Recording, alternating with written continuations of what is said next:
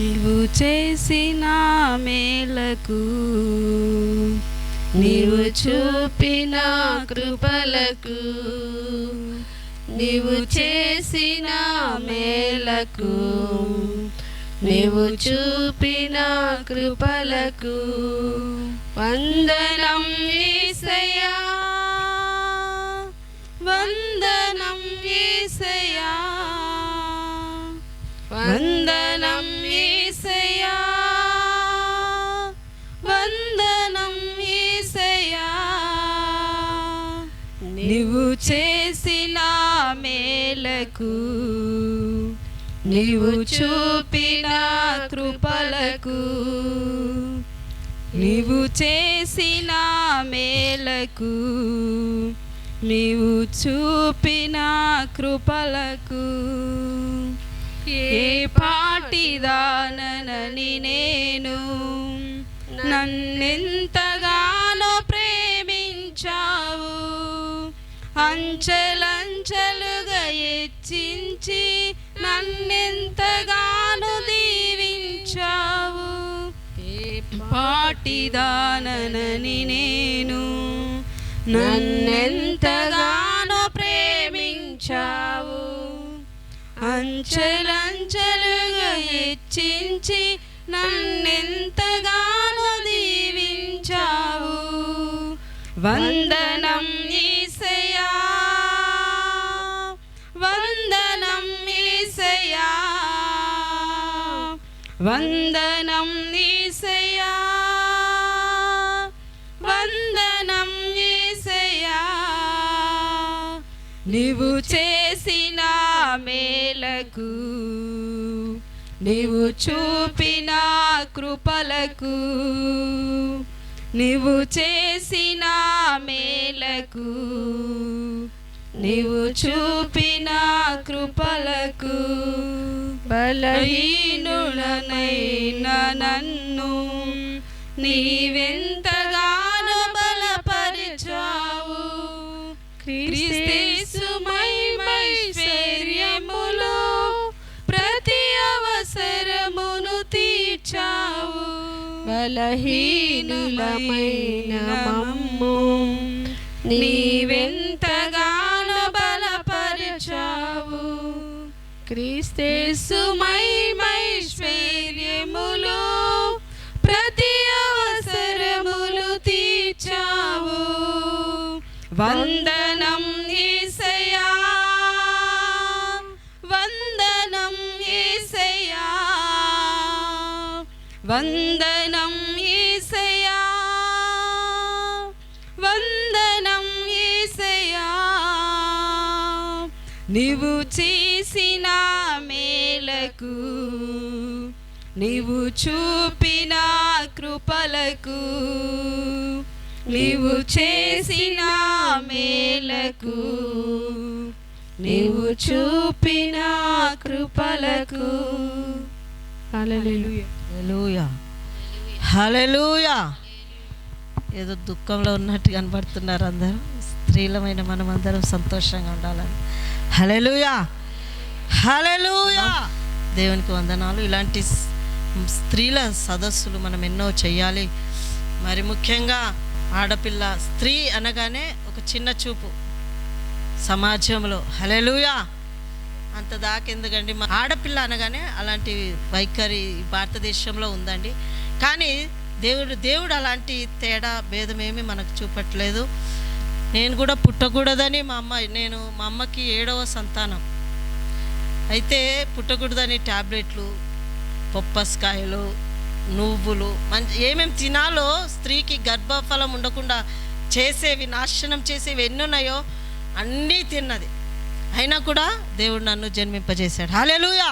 మీ మధ్యలో ఈ పరిచర్య చేయడానికి దేవుడు ఇచ్చిన ఈ యొక్క ఆధిక్యతను బట్టి వందనాలు. నేను ఎంతటి దాన్ని, నేను ఏ పాటి దాన్ని, కానీ దేవుడు తన ఒక యోగ్యతనిచ్చి నన్ను మీ మధ్యలో వాడుకుంటున్న విధానమునకై వందనాలు చెల్లిస్తున్నాం. మరి ముఖ్యంగా యెషయా ప్రవచన గ్రంథం ఉపవాసం గురించి దేవా, సంఘంలో ఏమి ప్రతి వారం శనివారం కూడుకుంటున్నాం, చిన్న చిన్న వాక్యాలు చెప్పుకుంటున్నాం, కానీ మరి సంఘానికి ఏ వాక్యం ఇవ్వాలి దేవా అని ప్రార్థించినప్పుడు దేవుడు ఉపవాస కూడిక గురించే దేవుడు మాట్లాడాడండి. స్త్రీలమైన మనము ఉపవసించి ప్రార్థించాలి. హల్లెలూయా. ఉపవాసం ద్వారా చాలా మేలు జరుగుతుంది. ఒక పూట మనము భోజనాన్ని, టిఫిన్, ఆహారం, మధ్యాహ్నం, సాయంత్రం ఆహారం తీసుకోకపోతే మన శరీరంలో ఎన్ని శరీర అవయవాలన్నీ వీక్నెస్ అవుతాయి. కానీ కూడా దేవుని కార్యం ఆత్మలో మనం సిద్ధపడతాం, బలపరచబడతాం. ఆత్మీయతలో మనం ఎదగటానికి చాలా ఉపవాస ప్రార్థన తోడవుతుంది. ఒకనొక దినంలో ఉపవాసం అనగానే నేను ముందు భయపడేదాన్ని. ఉపవాసం ఎలా చేయాలమ్మో, ఎందుకంటే మా నాన్న ఎంప్లాయీ కాబట్టి మంచిగా మాకు ఆహారం పెట్టి మమ్మల్ని ఏ కష్టము లోటు లేకుండా మమ్మల్ని చూసుకొని పెంచాడు. కాబట్టి సేవకులు అనగానే ఉపవాసాలు ఉండాలి, కన్నీళ్ళు, ఉపవాసం, కన్నీళ్ళు, ప్రార్థన, నిద్ర, జాగారాలు, ఇవన్నీ మాకు అస్సలు నచ్చేవి కావు. కానీ దేవుడు ఈ యొక్క పరిచర్యలో కన్నీళ్ళు, ఉపవాసము, కష్టాన్ని దేవుడు నాకు అనుగ్రహించాడండి. హల్లెలూయా. ఈ మధ్యాహ్న సమయంలో కూడి వచ్చిన బిడ్డలారా, మరి 58 ఏషియా 6వ వచనం.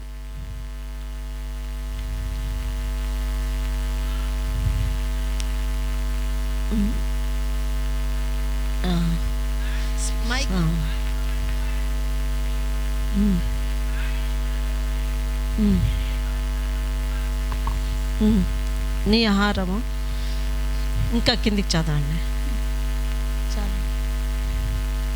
నీ ఆహారము ఆకలిగొనిన వారికి పెట్టుటయు, నీ రక్త సంబంధికి ముఖం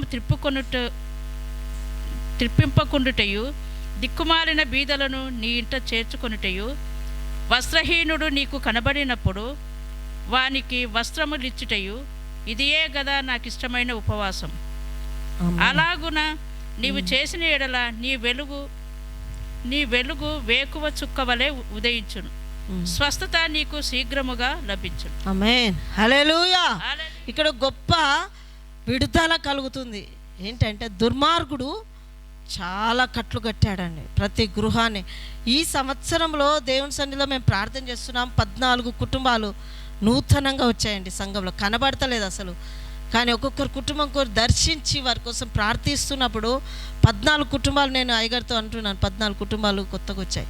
కానీ తెలియట్లేదు, ఈ మందిరం పెద్దదైపోయిందండి. మనం ఒకనొక దినంలో చెట్టు కింద ఆరాధిద్దాం ప్రభా, కొంచెం జాగా చాలు అని ప్రార్థించినప్పుడు దేవుడు విశాలమైన మందిరం ఇచ్చి, కింది మందిరము నింపబడింది. మనందరం సంఘం అంతా వచ్చినట్లయితే కింది మందిరం సరిపోవట్లేదు. కాబట్టి పెద్ద మందిరంలోకి వచ్చాక ఇప్పుడు మనమందరము చాలా మంచిగా కూర్చోగలుగుతున్నాం. కరోనా టైం లాంటి టైం వచ్చినా కూడా దూరం కూర్చోడానికి కూడా దేవుడు స్థలాన్ని ఇచ్చాడు. అయితే 14 కుటుంబాలు కొత్తగా దేవుడు మన సంఘానికి నడిపిస్తున్నాడు. చాలా అద్భుతాలు చేస్తున్నాడు, కానీ కనబడతలే మనకి. హల్లెలూయా.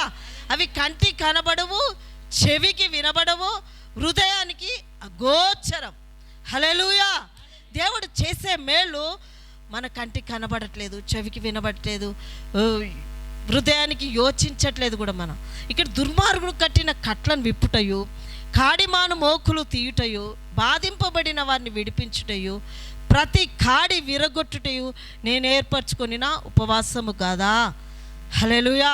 యెషయా ప్రవక్త ప్రవచిస్తున్నాడండి దేవుని సన్నిధిలో. ఇది దుర్మార్గుడు చాలా కుటుంబాలలో, ఒక్కొక్క కుటుంబానికి మేము వెళ్ళి ప్రార్థిస్తున్నప్పుడు అక్కడ ఎట్లాంటి సిచ్యువేషన్ ఉందో దేవుడు మా కళ్ళకు కట్టినట్టుగా దేవుడు చూపిస్తాడు. అది మేము తప్పకుండా విరగొట్టాలి, ఉపవాసం ఉండాలి.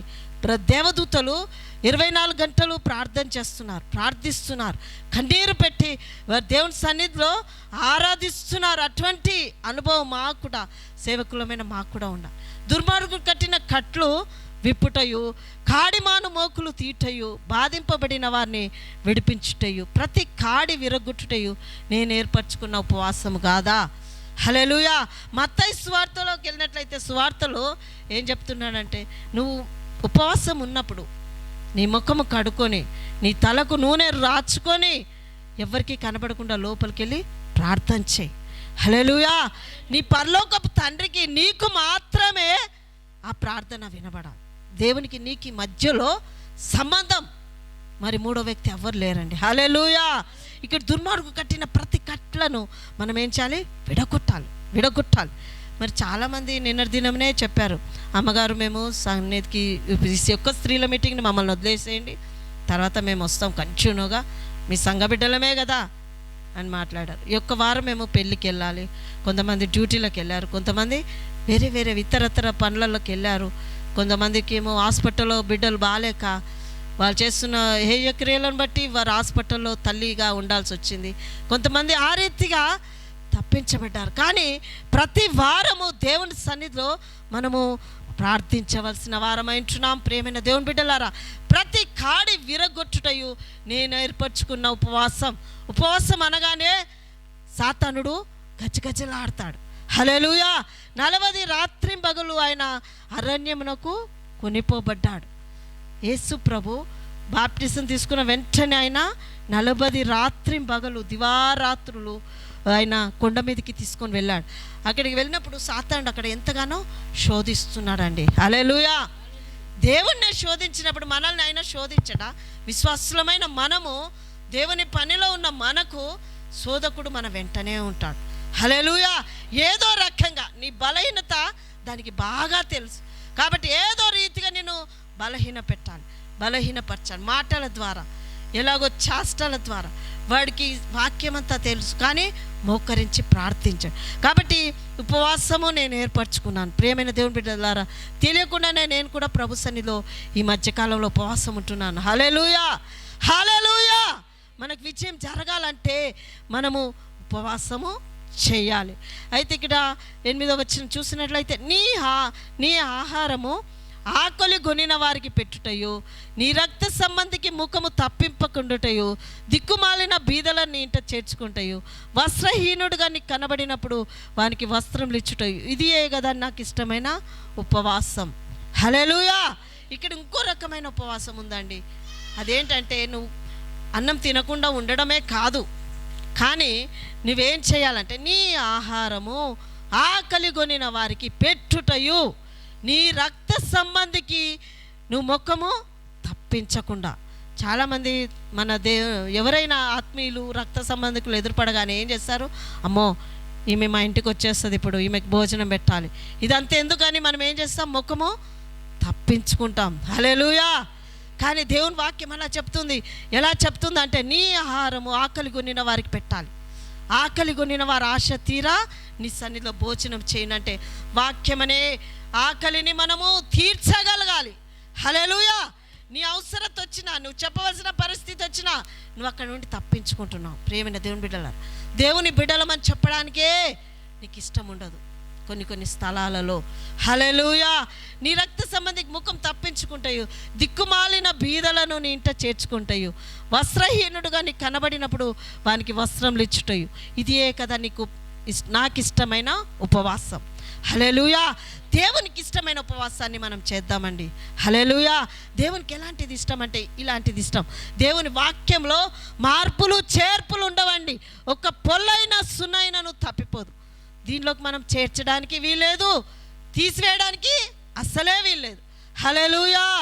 దేవుని వాక్యంలో ఏ రీతిగా చెప్తుందో ఆ రీతిగా మనం నడుచుకుందామండి. హల్లెలూయా. ఈ చివరి భయంకరమైన దినాల్లోనికి వచ్చాం. స్త్రీయే ప్రతిదానికి కారణం. కుటుంబం కట్టబడాలన్నా, విడగొట్టబడాలన్నా స్త్రీయే కారణం. కాబట్టి స్త్రీలారా ఉపవాసం ఉందాం. హల్లెలూయా. ఎంత బాగుంటుంది స్త్రీలు ఉపవాసం ఉండాలంటే. ఉదయకాలం లేచి రాత్రికాలం వరకు పిల్లల అవసరతలు, భర్త అవసరతలు ప్రతిదీ మనమే చేయాలి. అయినంత మాత్రాల నువ్వు ఉపవాసం ఉంటే నువ్వేమే చనిపోవు. హల్లెలూయా. హల్లెలూయా. ఉపవాసం ఉండి ప్రార్థించడం వల్ల దేవుడు ఎన్నెన్నో మన కుటుంబంలో అసాధ్యములు సుసాధ్యం చేస్తాడు. ఒక స్త్రీ ఉంది, సమూయేలు గ్రంథంలో ఒక మాట తీసుకుంటున్నాను. అన్నా గురించి కొన్ని విషయాలు నేను మాట్లాడదలుచుకున్నానండి. హల్లెలూయా. ఎప్పటికీ వింటున్న వాక్యాలు ఇవి. ప్రతిరోజు ఎక్కడ కూర్చున్నా మనం స్త్రీల మీటింగ్లో ఎన్నో విషయాలు మనం మాట్లాడుకునే. అయినా కూడా దేవుడు నూతన విధానంలో ఈ సమయంలో దేవుడు మార్చాలి. హల్లెలూయా.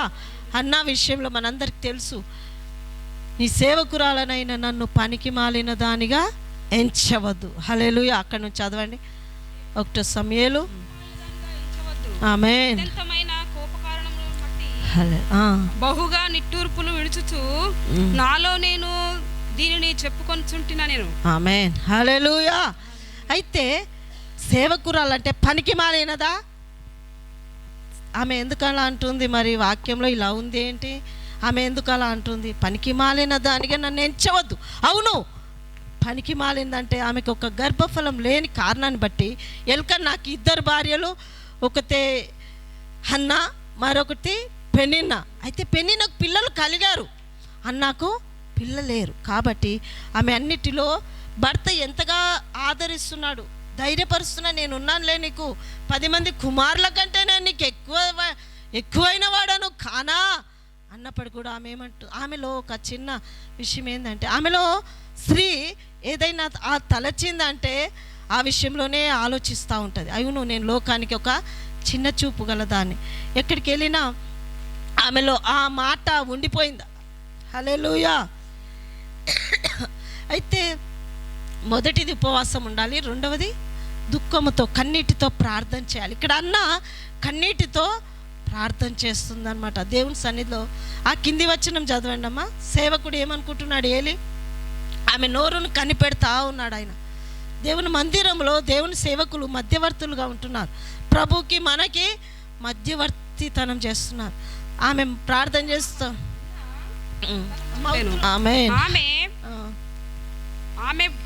ఆమె పెదవులు మాత్రము కదులుచుండి ఆమె స్వరము వినబడక ఉండెను. గనుక ఏలి ఆమె మత్తురాలై ఉన్నది అనుకొని, ఎంతవరకు నీవు మత్తురాలవై ఉందువు? నీవు ద్రాక్షరసమునైనను నీ యొద్ద నుండి తీసివేయమని చెప్పగా, అన్న అది కాదు నా ఏలినవాడా, నేను మనోదుఃఖం గలదానై ఉన్నాను. ఆమేన్, హల్లెలూయా. ఏం దుఃఖం ఇది? మనోదుఃఖం అంట. చాలా మందికి అన్ని దుఃఖాలు ఉంటాయి, దుఃఖాలలో కూడా తేడాలు ఉన్నాయండి. మనోదుఃఖం అది అనుక్షణం కూర్చుంటే నిలబడితే వేధిస్తూనే ఉంటుంది. హల్లెలూయా. ఏ దుఃఖం ఉన్నా సరే కొంచెంసేపు ఏడ్చి బోరున ఏడ్చి సంతోషపడవచ్చు, కానీ మనోవేదన మందు లేదు. ఏ హాస్పిటల్ పోయినా దానికి మందు దొరకదండి. ప్రేమైన దేవుని బిడ్డలు, అది మానసిక వ్యాధి కింద పడిపోతుంది. ఈమె మనోదుఃఖస్తురాలు అయ్యింది. అన్న దేవుని సన్నిధిలో తన బాధను, అందరూ వెళ్ళిపోయారు, ప్రార్థనకు వచ్చారు షీలో మందిరంలో. ఏలి తాను మాత్రమే కూర్చొని చూస్తూ ఉంది. ఆమె నోరుకేసి ఆమె ఏం మాట్లాడుతుందో ఆమెను చూస్తుంటే ఆమె దుఃఖము మనోవేదన కలిగి ఉన్నది. ప్రేమైన దేవుని బిడ్డలారా, హల్లెలూయా. మనోవేదనతో తన బాధ తనలోనే చెప్పుకుంటుంది. ఎవరికైనా చెప్తే వింటారు. మన సమస్య కోసం అందరికి చెప్తే అది నవ్వుతారు, ఎగతాళి చేస్తారు, ముందు మనతో బాధపడినట్టుగానే ఉంటారు, కానీ ఆ సమస్య విషయం తనలో తాను ఎగతాళి చేస్తారు. ప్రేమైన దేవుని బిడ్డలారా, ఈమె కూడా అలాగే తలచింది. దేవుని సన్నిధిలో కన్నీరు పెట్టి ప్రార్థన చేస్తుంది. కన్నీటి ద్వారా దేవుడు మన కన్నీరును తుడుస్తాడు. హల్లెలూయా. యోహాను సువార్తలో ఉంది కదండి, మార్తా మరియలు కన్నీళ్లు విడ్చుట దేవుడు చూశాడు. హల్లెలూయా. తన సహోదరుని కోసం కన్నీళ్లు విడుస్తున్నారు అక్క చెల్లెలు. మరియా మార్తలు కన్నీళ్లు విడుస్తున్నప్పుడు యేసయ్య చూస్తున్నాడు. అమ్మా, ఆమె కన్నీళ్లను తుడుస్తున్నాడు. మన కన్నీరును కూడా దేవుడు తుడుస్తాడు. మనం ఉపవసించి కన్నీళ్లు పెట్టి ప్రార్థన చేసినప్పుడు మన సమస్త వ్యాధులు తొలగిపోతాయి. హల్లెలూయా. 2 స్త్రీలను కూడా నేను చూపించదలుచుకున్నాను. ఏంటంటే, రాహేలు ఆదికాండం 38వ అధ్యాయంలో 38వ అధ్యాయంలో ఉంటుంది. ఒక స్త్రీ, ఆమె ఎలాంటి స్థితిలో ఉందంటే, తన 45 ఏషియాలో ఉంది కదా, నీ తండ్రి ఆలకించుము, ఆలోచించి చెవియకు, నీ స్వజనమును నీ తండ్రి ఇంటిని మరువుము. హల్లెలూయా. స్వజనం మన ఇంటి వారిని మనం ఏం చేయాలి? మర్చిపోవాలి. చాలామంది ఇంటి వాళ్ళని విడిచిపెట్టలేరు. మెట్టింటినన్నా మారుస్తాం కానీ పుట్టింటిని మారవమంటారు చాలామంది. ఎందుకంటే నా తల్లిదండ్రి నన్ను కన్నారు, పెంచారు, పెద్ద చేశారు, నేను ఉంటాను, వారితో ఉంటాను. ఒకసారి చదవమ్మా. ఆదికాండం రాహేలు కోసం 30వ అధ్యాయం. రాహేలు తాను యాకోబునకు పిల్లలు కనకపోవుట చూచి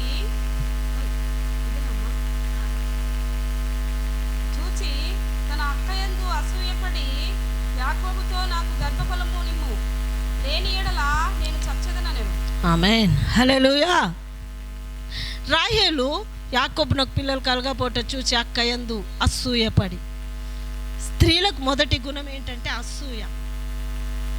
దీనిని సంవరించినట్లయితే, దాన్ని పాతిపెట్టి చేసినట్లయితే మనం ఆశీర్వాదకరంగా ఉంటాం. ప్రియమైన దేవుని బిడ్డల, హల్లెలూయా. ఇక్కడ తన అక్కయందు అసూయ పడుతుంది. అసూయపడి రాహేలు ఏం చేస్తుంది? చాలా అహంకార దృష్టి గలది రాహేలు. ఎందుకంటే ఇష్టపడి పెళ్లి చేసుకున్నాడు యాకోబు కాబట్టి ఆమె చాలా మటుకు అహంకార దృష్టి అన్నమాట. అయితే ఇంకొకటి, తను తండ్రి ఇంటి వస్తువులని దాచిపెడుతుంది అనమాట. తండ్రి ఇంటి వస్తువులని వంట సామాగ్రిలో పెట్టి కూర్చొని నేను లేవను అంటుంది. ప్రేమైన దేవుని బిడ్డలారా, అలాంటి వాళ్ళు ఎవరైనా ఉన్నారా? దేవుని సన్నిధిలో మన జీవితాలను మనం పరీక్షించుకుందాం. హల్లెలూయా. మనలో అలాంటిది ఉన్నట్లయితే మన దుర్మార్గతల నుండి మనము తీసివేయబడతాం. దేవుడిని నేటి వరకు మీకాలు గర్భము లేకుండా ఉన్నది, దేవుడే మూసేశాడు. దేవుడు మూసివేయగా తెర్చివాడు ఎవ్వరూ లేరండి. హల్లెలూయా. యోబు ఒక మాట అంటున్నాడు, చక్కటి మాట, అది కూడా తీసుకోండి. యోబు గ్రంథంలోకి వెళ్దాం. నీ హృదయంలో నుండి దుర్మార్గత నువ్వేం చేయాలి? కొట్టివేసేయాలి.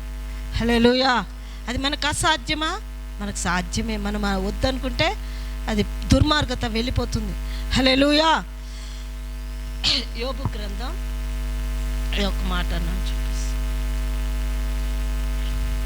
యోబు గ్రంథం 22వ అధ్యాయము 22వ వచనం చదవండి అమ్మా. మౌత్లో చదువు శోభ. ఏమైంది మౌత్ ఎంత తీసుకుంటావు? 22వ అధ్యాయము 22వ వాక్యం. నీతిమంతులు దాన్ని చూచి కాదు ఆయన మాటలను నీ హృదయంలో ఉంచుకొనుము.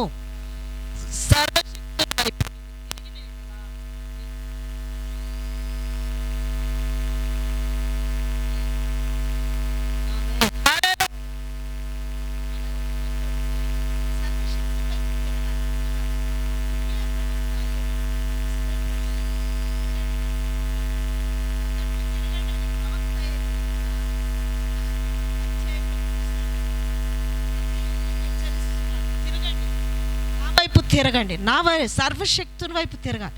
మనము లోకం వైపు తిరుగుతున్నాం, మనము డబ్బిచ్చేవాని వైపు తిరుగుతున్నాం, మనము లోకంలో మంచి అందచందాలు ఉన్న వాళ్ళ వైపు, బంధువర్గం ఉన్న వైపు తిరుగుతున్నాం. ప్రియమైన దేవుని బిడ్డలారా, ఇక్కడ సర్వశక్తుని వైపు నువ్వు తిరిగినే నీ గుడారంలో నుండి దుర్మార్గతను దూరంగా తొలగించిన ఎడల నీవు అభివృద్ధి పొందేదు. హల్లెలూయా. హల్లెలూయా. మన హృదయంలో ఉన్న దుర్మార్గత ఏంటో మనకే తెలుసు. స్త్రీలమైన మనము అసూయ అది ఎంతటి కీడునైనా చేయగలుగుతుంది. ఇప్పుడు ఎవరికి నష్టం? రాయల్కే నష్టం. హల్లెలూయా. అది నేను పోగొట్టుకోలేను, నేను తీసేసుకోలేను అంటే రాయలే నాశనం అయిపోతుంది. రాయలు అయినా కూడా దేవుని సన్నిధిలో రామాలో అంగలార్పు వినబడాను. రాయలు తన పిల్లల విషయమై ఏడ్చి ఏడ్చి ఏడ్చి ఓదార్పు పొందనొల్లందయింది. ఎందుకోసం అంటే ఆమెకు పిల్లలు లేరు. ఏడ్చి ఏడ్చి బాధపడుతుంది. అందుకే యెషయాలో ఒక మాట ఉంది, గొడ్రాలా జయగీతమెత్తు, జయగీతమెత్తి ఆనందపడు. సంసారి పిల్లల కంటే విడబడిన దాని పిల్లలు విస్తారమగుదురని యెహోవా సెలవిచ్చుచున్నాడు. దేవుడే సెలవిస్తున్నాడు. ప్రేమ దేవుని బిడ్డ, మనలో ఇట్లాంటి విషయం ఉందేమో ఒకవేళ మనం పరీక్షించుకుందాం. మన జీవితంలో మనము నీతిమంతులుగా తీర్చబడదాం. మీకాలు విషయంలో ఒకసారి వెళ్దాం. వీళ్ళిద్దరిది ఒకటే కుటుంబం ఉన్నట్టు. మీకాలు రాహేలు ఒకే కోవకు చెందిన వాళ్ళు. ఆమె కూడా అహంకార దృష్టి కలిగిందే కాబట్టి నేటి వరకు మీకాలు పిల్లలను కనక ఉన్నది అని దేవుని వాక్యం తెలియపరుస్తుంది. ప్రియమైన దేవుని కృప పొందుదాం. దేవుని సన్నిధిలో మనలో ఉన్న ఈ యొక్క విషయాలను తీసివేసుకుందాం. ఒక్కటి కాదండి, దేవునికి అయిష్టమైన వస్తువు, ఏయమైన కార్యము స్త్రీలో ఉండకూడదు. మొట్టమొదటిది అసూయ, తర్వాత ద్వేషం. మార్కు సువార్త 7వ అధ్యాయంలో చాలా ఉన్నాయి. అవన్నీ మనం ఏం చేయాలి? తొలగించుకోవాలి. ప్రియమైన దేవుని బిడ్డలారా, అయితే మనము బాగుపడాలి, మన జీవితంలో మనము ఎదగాలి. మనం అంచెలంచెలుగా ఎదగాలంటే మనము దేవుని కృపను పొందుకోవాలి. దేవుని సన్నిధిలో ఇప్పటివరకు దేవుని వాక్యంలో ఉంది కదా, 45 కీర్తనలో ఉంటుంది, నీ ప్రియుడు ఆయన నీ సౌందర్యము కోరినవాడు, ఆయనకు సాగిలపడాలి. ఆయన కోసం మనము సమస్తం విడిచిపెట్టుకోవాలి, దేవునిలో బ్రతకాలి. హల్లెలూయా, హల్లెలూయా. ఎన్నోసార్లు దానియేలు బ్రదర్తో అన్నాం, ప్రభు చాలామంది యవనస్తులు సంఘంలో లేరు అని అన్నప్పుడు, అమ్మ ప్రార్థన చేయాలి, యవనస్తులు వస్తారు. సంఘాన్ని మనం ఎక్కువ చేసుకోవాలంటే దేవుని సన్నిధిలో మనం ప్రార్థన చేసుకోవాలి. ఆత్మైన బిడ్డలను మనం ఎక్కువగా కనాలి. హల్లెలూయా. ఎప్పుడు ఈ అమ్మగారు కనే విషయమే చెప్తుంది ప్రసంగం అనుకోరు. ఎప్పుడైనా కూడా మన సంఘంలో ప్రసవించే స్త్రీలు దేశంలో ఉండకూడదు అని దేవుని వాక్యం ఉంది. కాబట్టి మనం దేవుని సన్నిధిలో గోజాడదాం. అయితే దేవుని వాక్యంలో కూడా సామెతల గ్రంథంలో కూడా ఏముందంటే, జ్ఞానము ఇల్లు కట్టబడుతుంది, అదే 3 రాళ్ళైతే తన చేతులు తానే ఊడబెరికేసుకుంది. ఎవరు ఊడబెక్కాల్సిన అవసరం లేదు. 3 రాళ్ళు తన చేతితో తానే ఊడబెరుకుతుంది. ప్రియమైన దేవుని బిడ్డలారా, మనం కూడా దేవుని సన్నిధిలో రాహేలుగా మీకాలుగా, మరి పెద్ద ఆమె మేరాబు, సౌలుకి 2 కుమార్తెలు. మేరాబు మంచిది కావచ్చు, నాకు తెలిసి బహుశా. మీకాలు మాత్రం భర్తను ఎగతాళి చేస్తుంది. యోగ్యురాలు తన పెనిమిటికి కిరీటం. హల్లెలూయా. సిగ్గు తెచ్చున్నది ఎముకలకు కుళ్ళు. చాలామంది అంత్య దినాల్లో చేతులలో కాళ్ళల్లో నరాల బలహీనత చేత బాధపడుతున్నారు. ప్రియమైన దేవుని బిడ్డలారా, ఎందుకంటే తాను శరీరాన్ని ఘనపరచటలేదు. సంఘమునకు శిరస్సు క్రీస్తే, కాబట్టి శరీరము ఆయనలో చక్కగా పని చేయాలి. ప్రతిదీ మనము చక్కగా నడుచుకునే విధానంలో మనం నడిచినట్లయితే దేవుడు మన పట్ల మనకు గొప్ప కార్యం చేస్తాడు. మన సంఘం గురించి ఎక్కువగా ఉపవాసం ఉండండి స్త్రీలారా. తర్వాత రోదనం చెయ్యండి. ఇంతవరకు రోదనము ఏడుపు అంటే మనం పోయిన వారం విన్నాం కదా, రోదనం చేయి స్త్రీలను పిలవనంపండి, వాళ్ళు ఎక్కడున్నారో కనుక్కోనండి, ద్వారాలు తీయండి, రాళ్ళను ఏరి పారవేయండి, గచ్చ పొదలను దున్నండి. ఇద్దరిద్దరుగా దేవుని సన్నిధిలో మీకు ఇచ్చిన పని మీరు చెయ్యండి. శిష్యులుగా అనేకులను మీరు తయారు చేయాలి. మీరు తయారు చేయాల్సిన విధానము దేవుని వాక్యంలో ఉంది. దేవుడు యేసు ప్రభు తన శిష్యులకు చెప్పాడు, ఇద్దరిద్దరుగా వెళ్ళండి, ఒకరు పడిపోతే ఒకరు లేపుతారు. కాబట్టి ఇద్దరిద్దరుగా మీరు వెళ్ళి దేవుని వాక్యాన్ని, మేము ఎంతవరకు కూడా కొత్త అన్యులను రక్షించాలి. కానీ వాడు ఆ సంఘానికి వెళ్తుంటే ఆ సంఘంలో నుండి మన సంఘంలోకి పట్టుకొచ్చుకోవడం మన గొప్ప విషయం కాదండి. హల్లెలూయా. వాళ్ళు ఆల్రెడీ దేవుని నమ్మిన వాళ్ళు, అటుపోతున్న వాళ్ళని ఇటు రావడం అది గొప్ప విషయమా కాదు. ప్రభువునకు మనము ప్రభువుకు ఒక దేవుని రాజ్యంలో ఒక ఆత్మను చేర్చాలంటే అన్యుల యుద్ధకి వెళ్ళాలి. హల్లెలూయా, హల్లెలూయా. ఒకనొక దినంలో కాబట్టి ఆత్మ కోసమే మనము అహోరాత్రులు ప్రార్థన చేయాలి, వెళ్ళాలి, తట్టాలి. అన్యుల యుద్ధకు వెళ్ళండి, నశిస్తున్న అన్యుల యుద్ధకు వెళ్ళండి అని దేవుని వాక్యం మనకు తెలియపరుస్తుంది. హల్లెలూయా. ఇక్కడ నీ ఆహారము ఆకలి కొనిన వారికి పెట్టండి. హల్లెలూయా. తిన్న వాళ్ళకే మనం ఏం చేస్తున్నాం, భుజించిన వాళ్ళకే మనం ఆహారం భుజింపజేస్తున్నాం. అయ్యో నీ రక్త సంబంధికి నువ్వేం చేస్తున్నావు, ముఖం తప్పిస్తున్నావు. అయ్యో నీ వస్త్రం లేని వాడిని ఎదుట కనబడితే నాకేమైందిలే అని పక్కగా వెళ్ళిపోతున్నావు. హల్లెలూయా. మంచి సమరయుడు ఆ దినాల్లో యొరికో నుండి యెరూషలేము నుండి యొరికోకు దిగి వెళుతున్నప్పుడు దొంగల చేతిలో చిక్కబడ్డాడు. అతని బట్టలు విప్పి కొట్టి కొర ప్రాణంతో వదిలేసినప్పుడు ఎవరు మనల్ని చూసింది, మన గాయాలు కట్టింది ఎవరు? హల్లెలూయా. ప్రేమైన దేవుని బిడ్డలారా, మన ముందు ఎంతోమంది కనబడుతున్నారు, వస్త్రం లేక ఆహారం లేక.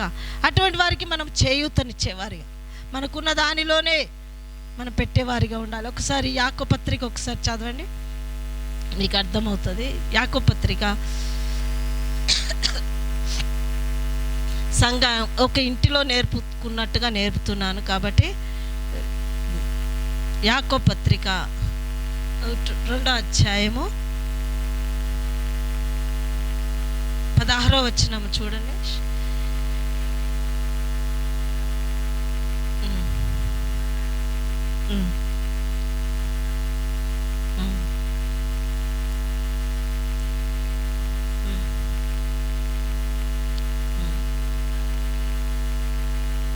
ఆమె చాలు. హల్లెలూయా. ఎవడైనా శరీరానికి కావాల్సింది ఏంటమ్మా ఈ దినాలలో? పొట్ట, బట్ట. మనకు కావాల్సింది ఆహారం, వేసుకోవడానికి వస్త్రం.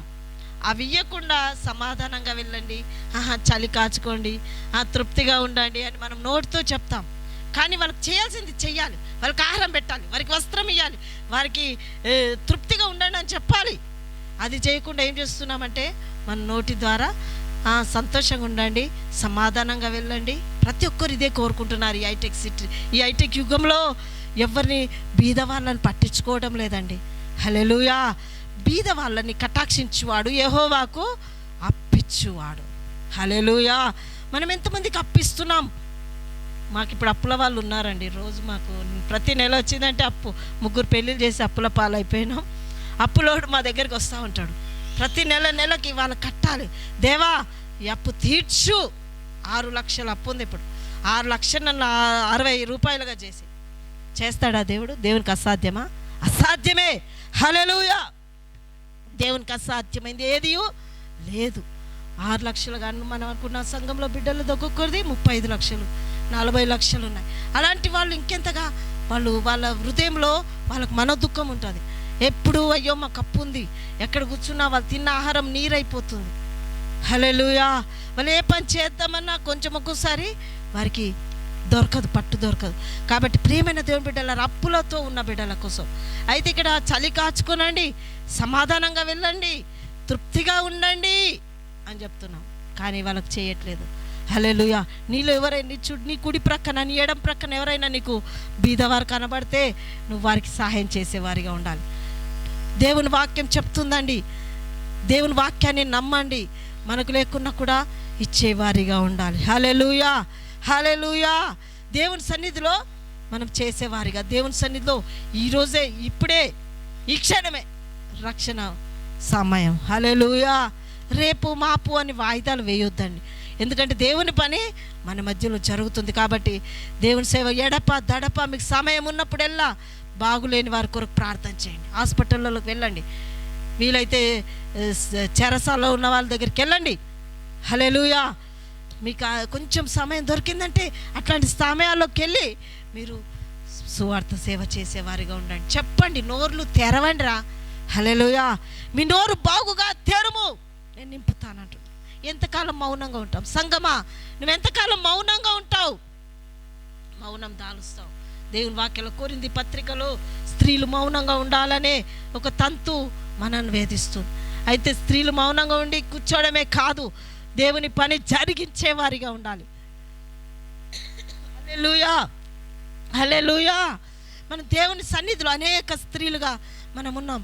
మనకు కలిసిన వారిని, మనకు తెలిసిన వారిని, మనతో మాట్లాడే వారికి మనం చెప్పేవారిగా ఉండాలి. నీ పక్కన, నీ ఎడం ప్రక్కన, నీ కుడి ప్రక్కన ఒక ఆత్మనైనా నువ్వు చేర్చగలిగితే దానికంటే గొప్ప విషయం లేదండి. హల్లెలూయా. ఒక భక్తుడు ప్రార్థిస్తున్నాడు, దేవా ఆత్మలనివ్వు లేదా నా ఆత్మను తీసుకో. హల్లెలూయా. ఎంత మంచి మాట ఇది చూడండి. ఆత్మలు నువ్వు లేకపోతే నా ఆత్మను తీసుకో. దేవుడు అప్పుడు ఆత్మను తీసుకుంటాడా? ఆత్మలను ఇస్తాడు. హల్లెలూయా. మనం ఆత్మల కొరకు ప్రయాసపడేవారిగా ఉండాలి. సంతోషంగా మనకు కలిగిన యావత్తు ఆత్మల కొరకు సంతోషంగా మనం పానం పెట్టేవారిగా ఉండాలి. ఎందుకంటే ఇవి అంత్య దినాలు, భయంకరమైన దినాల్లో ఉన్నాం. ఎక్కడ చూసినా మేడ మీద ఉన్నవాడు మేడ మీదనే ఉండాలి, మేడ మీద నుండి కిందికి రాకూడదు. పొలంలో ఉన్నవాడు పొలంలోనే ఉండాలి, పొలంలో నుండి ఇంటికి తిరిగి రాకూడదు. వస్త్రం లేదనో, ఏదో నేను మర్చిపోయానో తిరిగి వస్తే అక్కడ చిక్కబడతాడు. కాబట్టి మనము దేవుని సన్నిధిలో, స్త్రీలారా లోతు భార్యను చూడండి. ఎంచెచ్చిన లోతు భార్య ఏం చేసింది? వెనకకు చూసింది. అల్లుళ్ళ మాట విని అల్లుళ్ళు కూతుర్లు ఏమైనారని ఒకసారి వెనకకు తిరిగి చూస్తే అక్కడ ఉప్పు స్తంభం అయిపోయింది. ఇశ్రాయేల్ దేశంలో అది నేటికి మనకు కనబడుతుంది. ఇశ్రాయేల్ దేశం వెళ్ళే వాళ్ళు ఉప్పును తొలుచుకొని తీసుకొస్తున్నారు. హల్లెలూయా. ప్రియమైన దేవుడు, మన జీవితం, నా జీవితంలో మనం ప్రార్థించే సంఘంగా కన్నీరు పెట్టాలి, ఉపవసించాలి. మొదటిది ఉపవాసాన్ని నిర్లక్ష్యం చేయకూడదు. తర్వాత కన్నీటితో, రోదనతో ప్రార్థించాలి. హల్లెలూయా. నేను ఎక్కువగా మీతో చెప్పాల్సింది 2 మాటలు: కన్నీరు కార్చండి, ఉపవాసించండి. హల్లెలూయా. ఒకానొక దినంలో నేను ఈ రెండిటికి దూరంగా ఉన్నాను, కానీ దేవుడు తన మహాకృపను బట్టి ఇప్పుడు నన్ను దీనిలో నింపుతున్నాడు. కన్నీటి ప్రార్థన, ఉపవాసించడానికి దేవుడు కృపనిస్తున్నాడు. హల్లెలూయా, హల్లెలూయా. మరి అయ్యగారు ఉపవాస దినాలు నేను 30 రోజులకు వచ్చేసింది ప్రియమైన దేవుని బిడ్డలారా. కాబట్టి మనం కూడా ఉపవాసించి ప్రార్థించే స్త్రీలుగా, మనం స్త్రీలు సంఘం ఏం చేస్తుంది? సంఘం మౌనంగా ఉందా? సంఘంలో విశ్వాసం లేకపోతే ఎలా నిద్రపడుతుంది? ఎలా తింటున్నావు? ఆహారాన్ని 3 పూటలు తిని చక్కగా ఉంటున్నాం. మనం ఒకసారి పరీక్షించుకుందాం. దేవా, నా సంఘం నిండాలి, దేవుని ఇల్లు నింపాలి. మన కుటుంబం కొరకే మనం పాటు పడుతున్నాం. మనకి ఇది లేకపోతే సంఘం, కుటుంబంలో అది లేకపోతే అది తెచ్చుకుందాం, ఇది తెచ్చుకుందాం. ఇప్పుడు మంచిగా డీమార్టులు అయినాయి, అక్కడికి వెళ్తే మొత్తం నీ కుటుంబానికి, నీ కిచెన్కి సంబంధించిన ఎన్ని వస్తున్నాయి, అలాంటివి అనుకుంటున్నాం. కానీ దేవుని మందిరంలో ఆత్మలు లేవు, కన్నీరు లేదు. సంఘ కార్యక్రమాలన్నీ వెనక ముందు అవుతున్నాయి. ఒక ఫైనాన్షియల్ ప్రాబ్లంని బట్టే వెనక ముందు అవుతున్నాయంటే, ప్రభువా ఇది నా అవసరత, నేనేది చెయ్యాలి? ప్రభు సన్నిధిలో ప్రార్థించు, దేవుడు నీకు బయలుపరుస్తాడు. హల్లెలూయా, హల్లెలూయా. ఒక దినంలో ఒక స్త్రీ ఆయన అత్తరు జటామాంసిని ఆయన పాదములకు పోసింది. అయితే బీదలు ఎల్లప్పుడూ మనతోనే ఉంటారు, కానీ ఆయన మనతో ఉండువాడు కాదు. ఆయన పెళ్లి కుమారుడు మధ్యాకాశంలోకి రాబోతున్నాడు. కాబట్టి ఆర్పాటంతో, బూరధ్వనితో ఆయన మన మధ్యలోకి వస్తాడు. కాబట్టి పెళ్లి కుమార్తెల వల్ల మనం సిద్ధపడాలి. పెళ్ళికి వెళ్ళే వాళ్ళు ఎలా సిద్ధపడుతున్నారో, మనం పెళ్లి కుమారుని మనం చూడబోతున్నాం, మనం పెళ్లి చేసుకోబోతున్నాం మధ్య ఆకాశంలో. కాబట్టి మనకు సిద్ధపాటు అవసరమైంది. చాలామంది సిద్ధపాటు పడరు, అయితే ఎంత నిర్లక్ష్యంగా ఉంటారో. ఇప్పుడు ప్రార్థనకి వెళ్ళాలంటే గంట ముందు ఏం పని చేసుకోరు, చేసుకుంటే చేద్దాం, లేతే లేదు. నిద్ర మత్తు చింపిగుడ్డలు ధరించడానికి కారణమవుతుంది. ప్రియమైన బీదలోంగా మనం మార్చబడుతున్నామంటే కేవలం మనకు నిద్రమత్తు మనల్ని ఆవరించింది. ప్రేమ దేవుని బిడ్డలారా, ఇవన్నీ విషయాలు మనం ధ్యానిద్దాం. ఒకటే వేదనం. ఇక్కడికి వచ్చి ప్రతి శుక్రవారం నేను ఒక్కదాన్నిగానే కూర్చుంటున్నాను. రూతమ్మ వస్తే వస్తుంది, లేకపోతే లేదు. ఆమెకు మంచిగా సంతోషం కలిగినప్పుడు మందిరానికి వస్తుంది, లేకపోతే రాదు. అయినా సరే నేను ఒక్కదానైనా ప్రభు సన్నిధిలో ఆత్మల కోసం, ప్రభువా మమ్మల్ని ఇక్కడ నిలబెట్టావు, మా పరిస్థితి ఏంది నాయన, మా చేతి పనిని మాకు స్థిరపరచవా? దేవుని సన్నిధిలో మొరపెడుతున్నాం. ప్రేమ దేవుని బిడ్డలారా, మన సంఘానికి కొత్తగా వచ్చారు ఆత్మలు, 13 కుటుంబాలు వచ్చాయి. వాళ్ళ కోసం మీరు కూడా ప్రార్థన చేయండి, కన్నీరు పెట్టండి. మన ఆత్మల రక్షణ కోసమే మొన్న స్వామి బ్రదర్ కొత్తగా మేము ప్రార్థిస్తున్న సమయంలోనే ఒక విశ్వాసిని పట్టుకొని వచ్చాడు. అయ్యగారు ఈయన దేవుని సన్నిధికి వస్తాడంట అని అయ్యగారితో ఉదయకాలమే మాట్లాడి ఆయనకు ప్రేయర్ చేయించి పంపించారు. అలాంటి బిడ్డలు లేవాలి. హల్లెలూయా. కొత్త ఆత్మలు నూతనంగా. ఎందుకంటే స్థలాన్ని, ఒక వాక్యం ఉందండి, స్థలము ఇరుకుగా అయిపోయిందని వారు వచ్చి చెవులో చెప్తున్నారండి. హల్లెలూయా. చెవుల్లో మనకు వినపడాలి, మన స్థలం విరుకైపోవాలి, దేవుని మందిరం నిండాలి. హల్లెలూయా, హల్లెలూయా. అనేక ఆత్మలను దేవుడు తీసుకొని రావాలి. ఇది ఒక పరీక్ష కాలంలో ఉన్నాం, పరీక్షించబడుతున్నాం. దేవుడు మమ్మల్ని డబ్బు లేకుండా పరీక్షిస్తున్నాడు. నమ్మకంగా ఉంటామా లేదా? దేవుని సన్నిధిలో ప్రాణం పోయినా ఆయన పని కోసమే వచ్చాం. మా చదువులు, మా ఉద్యోగాలు, మా సంతోషాలన్నీ మా బంధువుల ఇంటికి కూడా మేము వెళ్ళాం. హల్లెలూయా, హల్లెలూయా. మా తండ్రి ఎలా ఉన్నాడో చూసుకోవడానికి కూడా మేము వెళ్ళాం. ఎందుకంటే దేవుని పని, దేవుని మందిరం, దేవుని బిడ్డలు, వారి ఆశయమే మా ఆశయం, వారి సంతోషమే మా సంతోషం అని ఇక్కడ పడి ఉన్నాం. ప్రేమ దేవుని బిడ్డల సేవకులను జ్ఞాపకం చేసుకోండి, ప్రార్థన చేయండి. సంఘము నింపబడాలి, ఆత్మలతో నింపబడే సంఘంగా దేవుడు మన సంఘాన్ని నింపాలి. స్త్రీలు మౌనంగా ఉండకూడదు, మౌనం దాల్చకూడదు, కోసేటి పనిలో పాల్గొనాలి. రూతు ఎలా అత్తను వెంబడించిందో రూతును జ్ఞాపకం చేసుకోండి. అత్తను వెంబడించింది, ఆమె బోయాజు పొలంలో పని చేస్తుంది. మనం పని చేసేవారిగా, ఇది వరకు మేము 30 సంవత్సరాల నుండి ఉన్నాం, మేము పని చేసాం అలసిపోయాం. కాదండి, ప్రభు వస్తాడు, ఆయన కోసం మనం సిద్ధపడాలి. మీరు 5 కన్యకలు ఏ రీతిగా అయితే వాళ్ళు దీవిటీలు వెలిగించుకున్నారు, అన్నీ ముందుగా చేసుకొని కూర్చునిపోయారు, తగలబడ్డారు. అయితే పెళ్లి కుమారుడు మధ్య ఆకాశానికి వచ్చాడు, అప్పుడు బుద్ధి లేని కన్యకలు ఏమైపోయారు? విడబడ్డారు. అలా ఉండకుండా మనం ప్రతినిత్యము, ప్రతి క్షణం నూనెను సిద్ధం చేసుకోవాలి. మన ప్రభు రాకడ కొరకు ఎదురు చూసే సంఘంగా ఉండాలి. పాటలు పాడాలి. నీ కుటుంబంలో నీ పిల్లలు ఎదిగిన వారు ఉన్నారు, వారితో ప్రార్థన చేయాలి, బంధించాలి సాతాను శక్తులను, సంఘాన్ని విడుదలపరచాలి. దుర్మార్గులు కట్టిన కట్ట నుండి మనం విడిపించే వారిగా ఉండాలి, మనం ప్రార్థించే వారంగా ఉండాలి, శక్తివంతం వారిగా ఉండాలి. ప్రతి బలహీనతమైన కార్యాలను విడిచిపెట్టి బలమైన యేసు వైపు చూస్తూ మీరందరూ ముందుకు సాగుతారని, ప్రతి ఒక్కరు ఈ చాలామంది రాలేరు అయినప్పటికీ కూడా ఈ చిన్న వాక్యాన్ని దేవుడు మీ అందరి వినికిల్లో మన కుటుంబంలో సంఘముగా మీరందరూ వినున్నట్లుగా దేవుడు ఈ యొక్క సమయాన్ని ఇచ్చినందుకు ఆయనకి ఎంతగానో కృతజ్ఞతాస్తుతులు చెల్లిస్తున్నాడు. ఈ వారం ఈ రీతిగా దేవుడు జరిపించినందుకు మీ అందరికీ వందనాలు చెల్లిస్తూ ఈ వాక్యాన్ని నేను ముగిస్తున్నాను. హల్లెలూయా.